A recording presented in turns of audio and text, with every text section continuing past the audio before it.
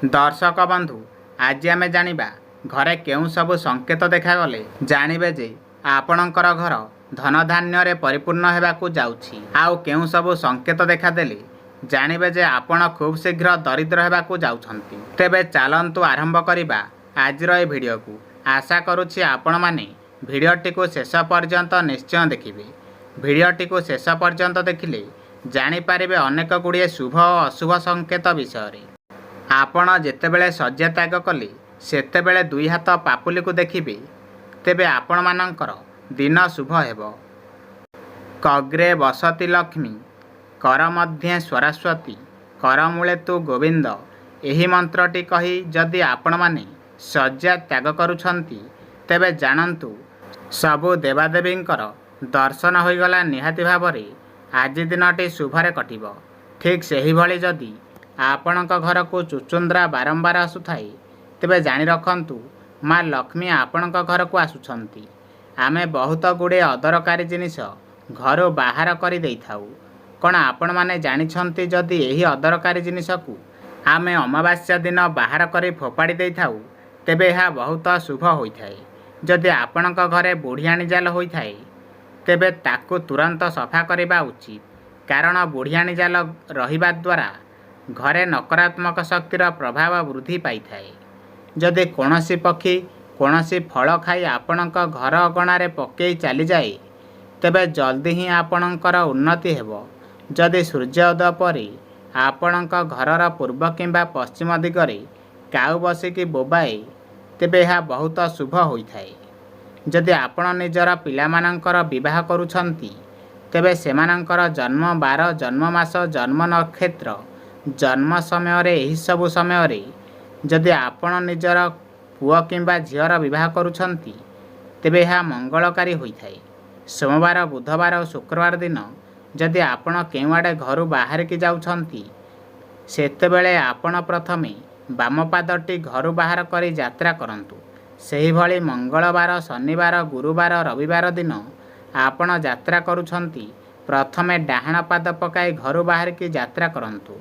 जदि आपण गाई पालुछंती एवं गाई आखिरे लुह देखंती तेबे बुझी जांतु जे से किछि ना किछि विपद आसीबाकु जाउछि, तेणु सतर्क होई जांतु। जदि कलापेचा आपणकर घर उपरे आसी बसे तेबे यह बहुत अशुभ होइथाए। कण आपण जानंती बिछा देखिले शुभ। बिछा को जदि आपण देखुछंती तेबे ताकू केउ आड़े छाड़ी देबे, किंतु ताकू आघात देबे नाही किंबा मारिबे नाही। जेतेबेले आपण माने भोजन ग्रहण करुछंती पुरुष माने केबे भी मुंडरे पगड़ी किंबा टोपी पिंधि भोजन करंतु नाही एवं महिला माने भोजन करिला बेले मुंडरे ओढ़णी थिले ताहा मंगलकारी होइथाए। सेही भली जेतेबेले आपण घरे ठाकुर रखुछंती ठाकुर मुह पश्चिममुखी होइथिबो एवं आपण माने पूर्वामुखी होई पूजा करिवे।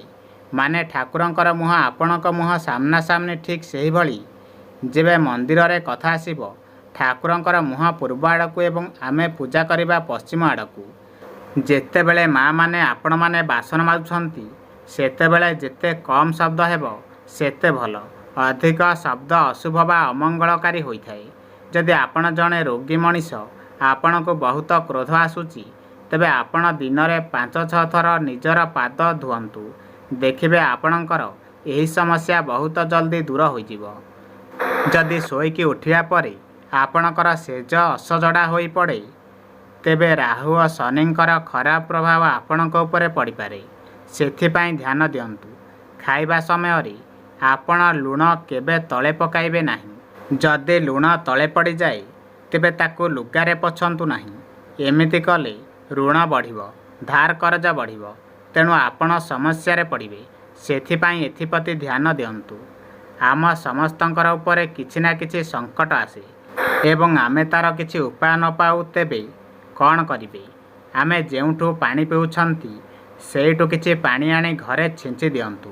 देखिबे निहाती भावरे किछि उपाय अवश्य मिल जिवो। सेही भली प्रति शुक्रवार दिन किछि ना किछि मिठा आपण माने निश्चय खांतु। यह आपणक पई शुभकारी हेबो। जेतेबेले आपण घरे पूजा करुछंती ओ सेही समय रे जदि घर को कहीं अतिथि आसंती तेबे ଏହା ବହୁତ ଶୁଭ ହୋଇଥାଏ। ଯେତେବେଳେ ଆପଣ ପୂଜା କରୁଛନ୍ତି ସେହି ସମୟରେ ଛୋଟ ପିଲା କାନ୍ଦିଲେ କ'ଣ କରିବେ ନା କିଛି ହଳଦୀ ନେଇ କାନ୍ଥରେ ଲଗାଇ ଦିଅନ୍ତୁ। ଏମିତି କଲେ ଯାହା ଅଶୁଭ ହୋଇଥାନ୍ତା ଆଉ ହେବ ନାହିଁ। ସେହିଭଳି ଯେତେବେଳେ ଆପଣଙ୍କର ବାରମ୍ବାର ଧନହାନି ହେଉଛି ଆପଣ କିନ୍ନରମାନଙ୍କୁ ସବୁଜିଆ ବସ୍ତ୍ର ଦାନ କରନ୍ତୁ, ନିହାତି ଭାବରେ ଏଥିରୁ ମୁକ୍ତି ପାଇବେ। ସେହିଭଳି ଯଦି ଆପଣଙ୍କର ରାହୁ ଦଶା ପଡ଼ିଛି, ଯିଏ ବି ଅତିଥି ଆପଣଙ୍କ ଘରକୁ ଆସିବେ ତାଙ୍କୁ ଥଣ୍ଡା ପାଣି ପିଇବାକୁ ଦିଅନ୍ତୁ। ଦେଖିବେ ଏହି ସମସ୍ୟା ଧୀରେ ଧୀରେ ଦୂର ହୋଇଯିବ। ସେହିଭଳି ଯେଉଁମାନେ ରାଗି ମଣିଷ ସେମାନେ ନିଜର କ୍ରୋଧକୁ ନିୟନ୍ତ୍ରଣ କରିବା ପାଇଁ ଦର୍ପଣ ସାମ୍ନାରେ ଠିଆ ହୋଇ ମୁଣ୍ଡ କୁଣ୍ଡାନ୍ତୁ, ଦେଖିବେ ଆପଣଙ୍କର କ୍ରୋଧ ଶାନ୍ତ ହେବ। ଯଦି ଆପଣ ବାରମ୍ବାର କାର୍ଯ୍ୟରେ ଅସଫଳ ହେଉଛନ୍ତି ତେବେ ରୂପା ମୁଦିଟିଏ ପିନ୍ଧନ୍ତୁ। ଗୁରୁବାର ଦିନ ଶିବ ମନ୍ଦିରରେ ଯାଇ ଭଗବାନଙ୍କ ପାଖରେ ମୁଦିକୁ ପୂଜା କରି ଯଦି ଆପଣ ସେହି ମୁଦିକୁ ଅନାମିକା ଆଙ୍ଗୁଳିରେ ପିନ୍ଧନ୍ତି ତେବେ ଆପଣଙ୍କ ପାଇଁ ଶୁଭ ହୋଇଥାଏ। ଯଦି ଆପଣମାନେ ମନ୍ଦିର ଯାଇଛନ୍ତି ଏବଂ ଆପଣମାନଙ୍କର ଜୋତା କିମ୍ବା ଚପଲ ଚୋରି ହୋଇଗଲା ତେବେ ମନ ଦୁଃଖ କରିବେ ନାହିଁ, କାହିଁକି ନା ଏହା ଆପଣଙ୍କ ପାଇଁ ଶୁଭ ହୋଇଥାଏ। ଭାବିବେ କିଛି ନା କିଛି ବିପତ୍ତି ଆପଣଙ୍କର ଟଳିଗଲା। ସେହିଭଳି କାର୍ଯ୍ୟସିଦ୍ଧି ପାଇଁ ଯଦି ଆପଣ ଧଳା ରଙ୍ଗର ଗଣେଶ ଆପଣଙ୍କ ଘରେ ସ୍ଥାପନ କରନ୍ତି ତେବେ ନିହାତି ଭାବରେ ଆପଣ କାର୍ଯ୍ୟସିଦ୍ଧି କରିବେ। ଆଜିର ବିଷୟବସ୍ତୁ ରୂପା ମୁଦିର କିଛି ବିଶେଷତ୍ୱ ଜାଣି ରଖନ୍ତୁ। କେଉଁ ରାଶିର ଲୋକେ ରୂପା ମୁଦି ପିନ୍ଧିବା ଅନୁଚିତ?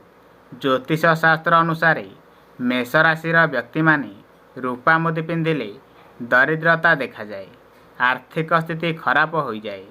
ସିଂହ ରାଶିର ବ୍ୟକ୍ତି ମଧ୍ୟ ରୂପା ମୁଦି ପିନ୍ଧିବା ଅନୁଚିତ, କାରଣ ସିଂହ ରାଶିର ଇଷ୍ଟ ସୂର୍ଯ୍ୟଦେବ। ସୂର୍ଯ୍ୟଦେବ ଉତ୍ତପ୍ତ ଏବଂ ରୂପା ଶୀତଳତାର ପ୍ରତୀକ। ଏହା ପରସ୍ପର ପରିପୂରକ। ଏହି ରାଶିର ବ୍ୟକ୍ତି ରୂପା ମୁଦି ପିନ୍ଧିବା ଦ୍ୱାରା ସ୍ୱାସ୍ଥ୍ୟ ଏବଂ ଧନ ସମ୍ପଦୀୟ ଅସୁବିଧା ଦେଖାଯାଏ। ଧନୁ ରାଶିର ବ୍ୟକ୍ତି ରୂପା ମୁଦି ପିନ୍ଧିବା ଦ୍ୱାରା ଦୁର୍ଘଟଣାର ସମ୍ମୁଖୀନ ହୋଇପାରନ୍ତି। ମନେ ରଖିବେ, ମହିଳାମାନେ ରୂପା ମୁଦି ପିନ୍ଧିବା ଶୁଭ ହୋଇଥାଏ। ଖାସ୍ କରି ଦ୍ୱିତୀୟ ଓ ତୃତୀୟ ଆଙ୍ଗୁଳିରେ ରୂପା ମୁଦି ପିନ୍ଧିଲେ ସ୍ୱାମୀ ସ୍ତ୍ରୀଙ୍କର ଦାମ୍ପତ୍ୟ ଜୀବନରେ ସୁଖ ଆସିଥାଏ।